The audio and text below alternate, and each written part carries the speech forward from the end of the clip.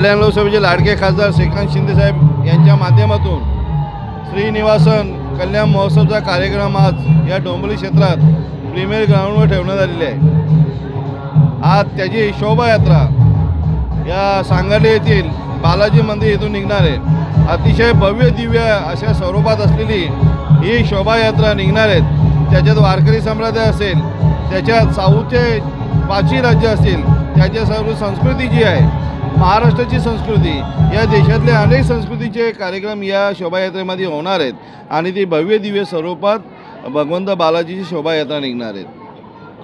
25 ते 30 हजार लोकांचा जनसमुदाय जमणार आहेत, कारण अनेक जातीपंथीचे लोक या श्रीनिवासन कल्याण महोत्सवच्या कार्यक्रमाला शोभा वाढवण्यासाठी या शोभायात्रेत सामील होणार आहेत।